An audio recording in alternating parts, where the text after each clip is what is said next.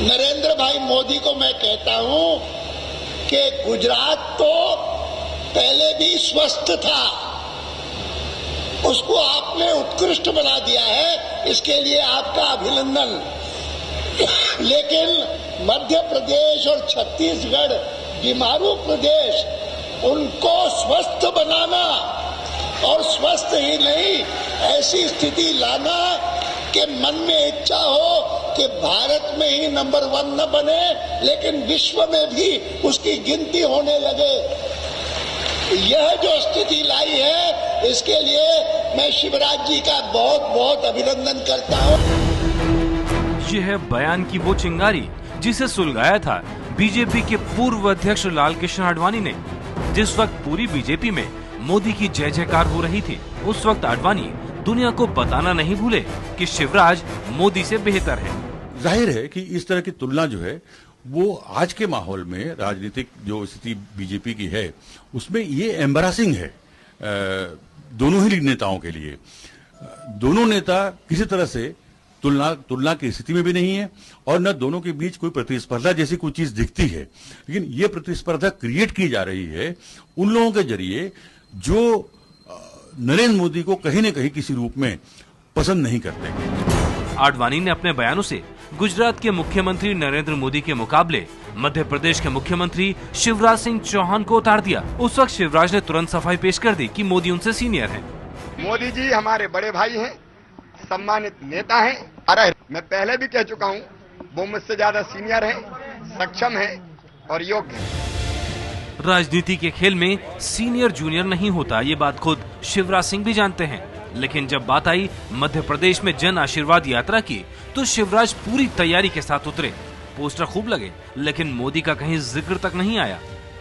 उनकी एक यात्रा निकली है, संपर्क यात्रा। उस संपर्क यात्रा में वो मोदी को क्या भुनाएंगे? वो अपने आप को भुनाना चाहते हैं, किए हुए काम को भुलाना चाहते हैं, लोगों को बताना चाहते हैं कि मैंने क्या किया।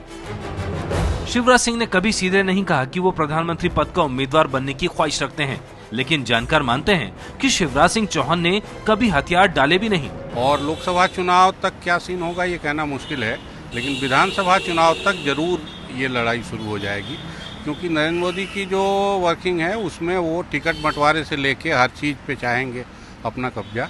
और शिवराज सिंह जो 2 बार से चुनाव जिता रहे हैं अपने दम पे, वो आसानी से किसी को मैदान छोड़ देंगे, ये मुझे अभी नहीं लगता है। तो वो अपना बना बनाया मैदान नरेंद्र मोदी को दे दें, ऐसा सीन नहीं होगा। तो आने वाला समय बताएगा कि कौन शिवराज सिंह चौहान आगे जाएंगे या वो नरेंद्र मोदी के सामने बिल्कुल नहीं टिक पाएंगे। लेकिन शिवराज सिंह चौहान धीरे धीरे एक, जिसे हम कहते हैं कि खरगोश और कछुए की जो रेस होती है, उसमें वो खरगोश के रूप में अपने कदम जमा रहे हैं और अपने आप को एक अटल बिहारी वाजपेयी का एक मोल्ड में अपने आप को एक नेता के रूप में पेश करना चाह रहे हैं। एक उनकी हर चीज में एक सोची समझी एक रणनीति है और वो चाहते हैं कि देश उनकी तरफ भी देखे। शिवराज सिंह चौहान को बीजेपी ने साल 2005 में मुख्यमंत्री बनाया था, लेकिन अपने काम के बूते साल 2008 में दोबारा सत्ता में आए। अब अगर साल 2013 के आखिर में मध्य प्रदेश में होने वाले चुनावों में शिवराज जीत हासिल करते हैं तो वो भी अपना रुख केंद्र की तरफ कर सकते हैं। कि काफी कुछ डिपेंड करेगा इस चीज पे कि विधानसभा चुनाव में कैसे नतीजे आते हैं। अगर विधानसभा चुनाव में मध्य प्रदेश के नतीजे अच्छे आए तो निश्चित रूप से शिवराज जी भी एक कैंडिडेट हो जाएंगे आगे के लिए। लेकिन अगर नतीजे खराब होते हैं तब मुश्किल आएगी। अगर मध्य प्रदेश में फिर से शिवराज सिंह भारतीय जनता पार्टी की दूसरी बार सरकार बना लेते हैं तो वो भी एक महत्वपूर्ण नेता रहेंगे जो केंद्र में प्रधानमंत्री पद के दावेदार हो सकते हैं। उन परिस्थितियों में जब वाजपेयी जैसा मॉडल एनडीए और बीजेपी के सामने है, जहां पर एक मॉडरेट फेस ही इस तरह की गठबंधन की सरकार को लेके चल सकता है। शिवराज सिंह के पक्ष में जो बात जाती है वो है उनका नरम हिंदुवाद। वो वाजपेयी के तरीके से सबको साथ लेकर चलने की कोशिश करते हैं। वो एक ऐसे उदारवादी तरीके से कि जैसे टोपी पहनने में कोई हर्ज नहीं है, जो मुसलमानों से घुलता मिलता है, जो उनके लिए रोजा इफ्तार करता है, जो अगर कोई किसी बात पे मुसलमानों को अगर उसके कुछ पाठ्यक्रम में कोई चीज जोड़ने में कोई आपत्ति होती है तो उसको भी दूर कर देता है। तो वो एक बिल्कुल अलग टाइप की इमेज बता रहे हैं, जो उग्र रूप है उसके बिल्कुल अलग जाकर के वो अपने आप को एक लिबरल एक नेता के रूप में अटल बिहारी वाजपेयी के मोल्ड में पेश कर रहे हैं। उन्होंने प्राइम मिनिस्टर बनने के लिए अपने बहुत वो जल्दी में है, ऐसा भी नहीं है। वो हमेशा एक लो प्रोफाइल रहे हैं। जैसे कि नरेंद्र मोदी एक हाई प्रोफाइल पर्सनालिटी है, शिवराज सिंह वो इतने ही वो लो प्रोफाइल है। जितनी जो जिस प्रकार की लैंग्वेज का ऑरेटरी में नरेंद्र मोदी इस्तेमाल करते हैं, उससे शिवराज सिंह बड़े विपरीत है और बड़े सौम्य तरीके से वो लोगों के सामने पेश आते हैं। मोदी बनाम शिवराज की जंग में लोकसभा सीटों के समीकरण पर भी चर्चा हो रही है। मध्य प्रदेश में कुल लोकसभा सीटें हैं 29, जबकि गुजरात में हैं 26। मध्य प्रदेश के साथ लगे छत्तीसगढ़ में भी शिवराज का जादू चल सकता है। ऐसे में छत्तीसगढ़ की 10 सीटों को मिलाकर 39 सीटों पर अपनी मजबूत स्थिति को लेकर शिवराज दावेदारी कर सकते हैं। ये बिल्कुल है। शिवराज सिंह चौहान वर्सेस मोदी है। यदि मोदी से ज्यादा शिवराज सिंह लोकसभा में सीटें लेके आते हैं तो शिवराज सिंह का अधिकार होगा कहने के लिए कि व्हाई नॉट ही।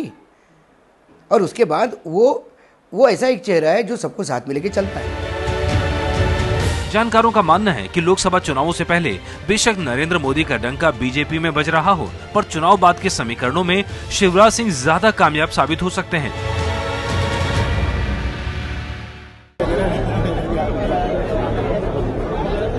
बहुत से ऐसे मुख्यमंत्री हैं, उन्हें शिवराज चौहान जी से सबक लेना चाहिए कि टोपी पहनने से किसी के मजहब पर कोई आंच नहीं आती है।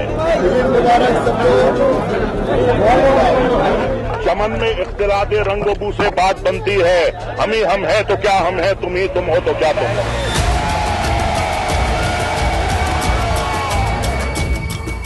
यह है वो ताजा तस्वीर जिसके बाद टोपी पहनने को लेकर राजनीति शुरू हो गई है।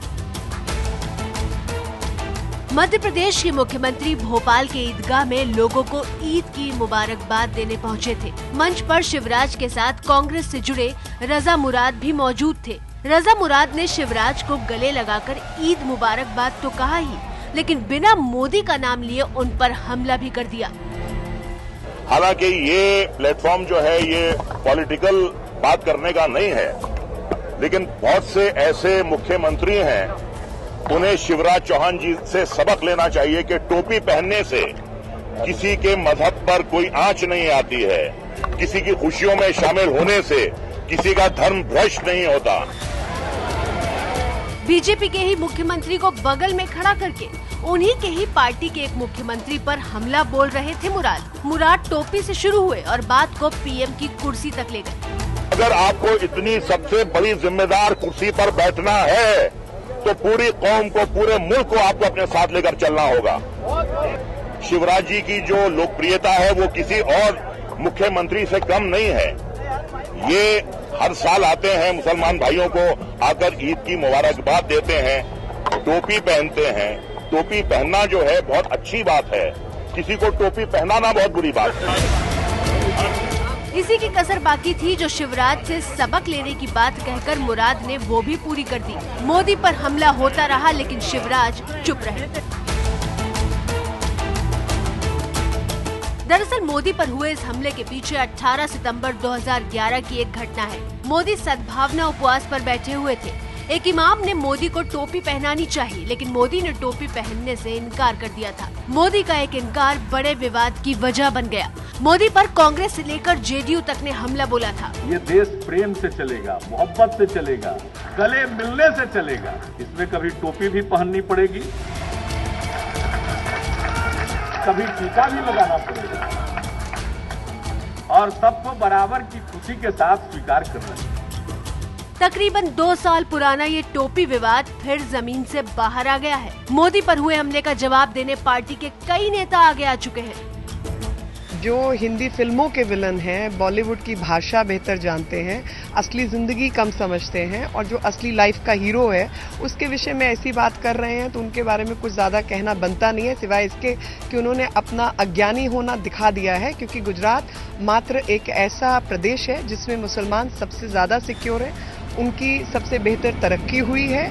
मुझे बहुत दुख हुआ है कि एक C grade actor Madhya Pradesh के मुख्यमंत्री के बगल में खड़े होकर नरेंद्र मोदी की हंसी उड़ाया है। मुझे आश्चर्य है कि ऐसा कैसे हो गया। मोदी पर वार और फिर पलटवार का युद्ध तो हमेशा चलता रहा है। लेकिन इस बार इस युद्ध में कुछ नया है तो वह है शिवराज सिंह चौहान का नाम। मोदी पर हुए हमले में शिवराज की चुप्पी पार्टी को खटक रही है। नए विवाद के साथ ही एक बार फिर से शिवराज बनाम मोदी का एक और अध्याय शुरू हो गया है।